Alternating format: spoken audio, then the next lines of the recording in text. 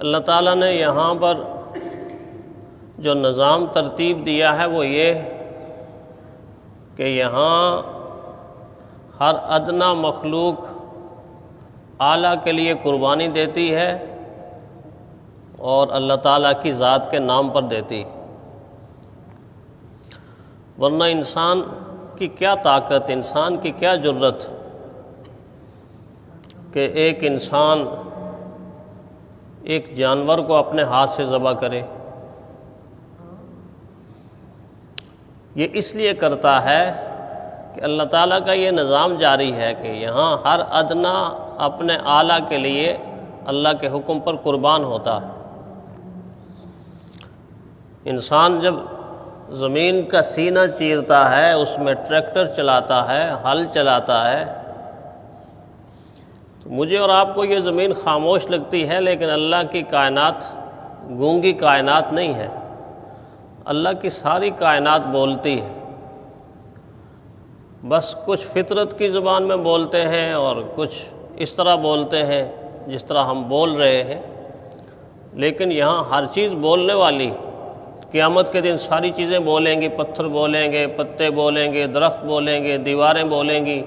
آپ کا یہ فرش بولے گا، یہ چھت بولے گا، اور بول بول کر گواہی دے گا آپ کے سجدوں کی، آپ کے قیام کی، آپ کی عبادت کی، یا انسانوں کے گناہوں کی۔ تو اس سے لگتا ہے کہ ساری کی ساری کائنات بولنے والی ہے، اور اس کائنات کی بولی کو اللہ تعالیٰ سمجھتے۔ تو زمین جب کسان سے یہ کہتی ہے کہ یہ میرا سینہ چیر رہا ہے، تو فطرت کی زبان میں اس کو سمجھا دیا جاتا ہے کہ دراصل تو ادنا ہے اور انسان اعلیٰ ہے،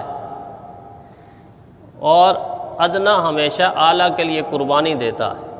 اس سے زمین کو تسکین ہوتی ہے، اللہ کا حکم سمجھ آ جاتا ہے کہ ہاں میں ادنا ہوں، انسان اعلیٰ ہے۔ آپ پتھر کے ٹکڑے ٹکڑے کر کے رکھ دیتے، پتھر اگر فطرت کی زبان میں آپ سے پوچھے تو اس کو یہی بتایا جائے گا کہ تو ادنا ہے، انسان اعلیٰ ہے، اور ادنا اعلیٰ کے لیے ہمیشہ قربانی دیتا ہے۔ بالکل اسی طرح جب جانور کو آپ ذبح کرتے ہیں تو وہ بھی سوال کرتا ہے، وہ بھی پوچھتا ہے، اپنے ذبح کرنے والے سے پوچھتا ہے کہ جان تیری بھی ہے، جان میری بھی ہے، تکلیف تجھے بھی محسوس ہوتی ہے، تکلیف مجھے بھی محسوس ہوتی ہے، زندگی تیری بھی ہے اور زندگی میری بھی ہے، لیکن تو نے مجھے نازوں سے پالا اور مجھے کھلایا، مجھے پلایا، مجھے سنبھالا، مجھ سے پیار کیا۔ یہ اچانک کیا ہو گیا ہے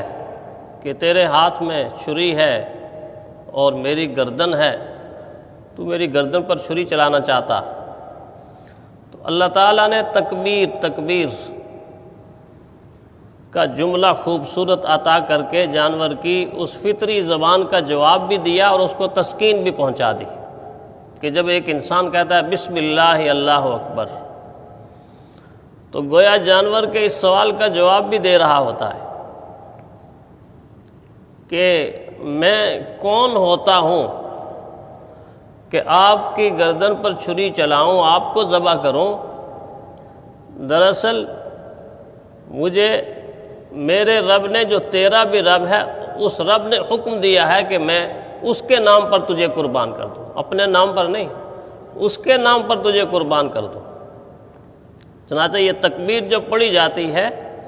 اس سوال کا جواب جب جانور کے وجدان میں آتا ہے تو پھر اس کو کٹنے میں وہ مزہ آتا ہے جو مجھے اور آپ کو زندگی میں مزہ نہیں آتا۔ اس کو کٹنے میں وہ مزہ آتا ہے جو مجھے اور آپ کو زندگی میں نہیں آتا۔ گویا فطرت کی زبان میں، خاموشی کی زبان میں مجھے اور آپ کو وہ کہہ رہا ہوتا ہے کہ مجھے خاک میں ملا کر میری خاک بھی اڑا دو۔ جب اس کو بات سمجھ میں آ گئی کہ مجھے انسان نہیں ذبح کر رہا، مجھے انسان اللہ کے حکم کے مطابق ذبح کر رہا ہے، میرے مالک کے حکم کے مطابق ذبح کر رہا ہے، تو وہ فطرت کی زبان میں یوں کہہ رہا ہوتا ہے کہ مجھے خاک میں ملا کر میری خاک بھی اڑا دو، جو تجھ پہ مٹ چکا ہو اسے کیا غرض نشاں سے، جو تجھ پہ مٹ چکا ہو اسے کیا غرض نشاں سے۔ اس کو یہ نظام سمجھ آ گیا اللہ تعالیٰ کا کہ یہاں ادنا اپنے اعلیٰ کے لیے اللہ کے حکم پر قربان ہوتا ہے، لیکن ساتھ ہی جانور مجھے اور آپ کو کوئی خاموش پیغام دے کر رخصت ہوتا ہے۔ وہ خاموش پیغام مجھے اور آپ کو سمجھنا چاہیے۔ پہلا خاموش پیغام یہ دیتا ہے کہ اے بندے،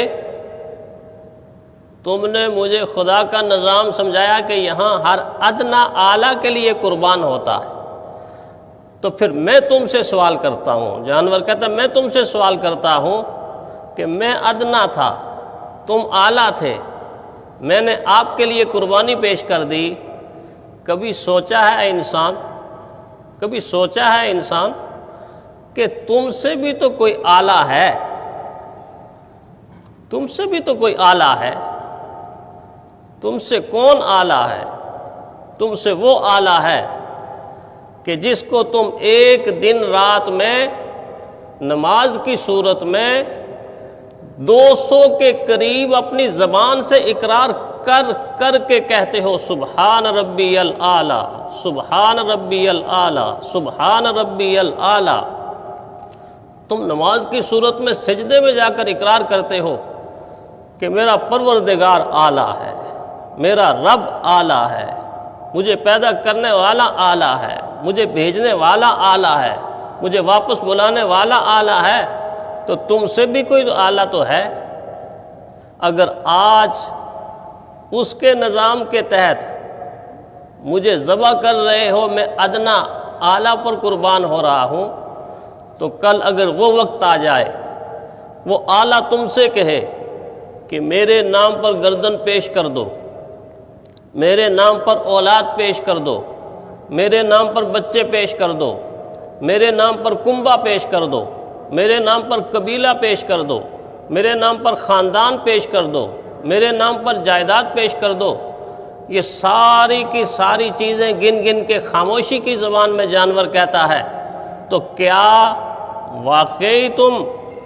اپنے اعلیٰ کے لیے ساری چیزیں قربان کرنے کے لیے تیار ہو؟ اگر واقعی تم اپنے اعلیٰ کے لیے یہ ساری چیزیں قربان کرنے کے لیے تیار ہو، مال بھی، جان بھی، عزت بھی، آبرو بھی، کنبہ بھی، قبیلہ بھی، خاندان بھی، اثاثے بھی، عہدہ بھی، منصب بھی، سب چیزیں اللہ کے حکم پر قربان کرنے کے لیے تیار ہو، تو پھر تمہیں حق پہنچتا ہے کہ میری گردن کے اوپر چھری چلا کے مجھے اللہ کے نام پہ ذبح کر دو۔ لیکن اپنا سینہ، اپنے دل کے اندر جھانک کر دیکھ لو کہ کیا اتنی ہمت ہے، کیا ایسا جذبہ ہے؟ گویا قربانی کا جانور مجھے اور آپ کو خاموش پیغام دے رہا ہوتا ہے کہ دیکھو میں قربان ہو رہا ہوں اور میں ادنا ہوں، تم اعلیٰ ہو، تمہیں تو ہر وقت قربانی کے لیے تیار رہنا چاہیے۔ دوسرا پیغام یہ دیتا ہے کہ زندگی اور موت کا فلسفہ سمجھاتا ہے کہ زندگی اور موت اللہ کے ہاتھ میں، زندگی اور موت اللہ کے ہاتھ میں ہے۔ ایک وقت ایسا تھا میں آ رہا تھا، میں پل رہا تھا، تم پال رہے تھے، اور اب یہ وقت آ گیا ہے کہ میں جا رہا ہوں، تمہارا بھی ایک وقت آنے کا تھا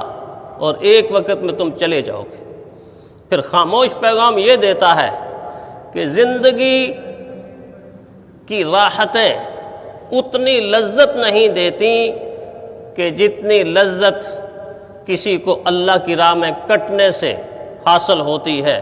میں خدا کی راہ میں ذبح ہو رہا ہوں، جو لذت مجھے ملے گی اور جو مرتبہ اور مقام مجھے ملے گا، جو عزت مجھے ملی، کہ دنیا ہی کے اندر اللہ نے کہا ان جانوروں کی تعظیم کیا کرو، ان کا ادب اور احترام کیا کرو جو قربانی کے لیے پالتے ہو۔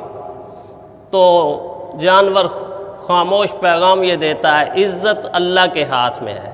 عزت اس کے لیے ہے جو اللہ کا ہو جائے، اس کے لیے ہے جو اللہ کا ہو جائے۔ تو یہ قربانی سے ہمیں سبق حاصل کرنا چاہیے کہ جس جانور کو ہم ذبح کر رہے ہیں، وہ جانور مجھے اور آپ کو کیا خاموش اور بہترین اور عمدہ پیغام دیتا ہے۔ یہ سارے کے سارے پیغامات اگر ہم سمجھ جائیں اور اس پر عمل کریں تو ہماری قربانیاں بھی قبول ہوں گی، ہماری زندگی بھی سعادت کی ہوگی، اور ہمارا دنیا سے جانا بھی سعادت کا ہوگا۔ اللہ تعالی ہمیں ایسا ہی کرنے کی توفیق عطا فرمائے۔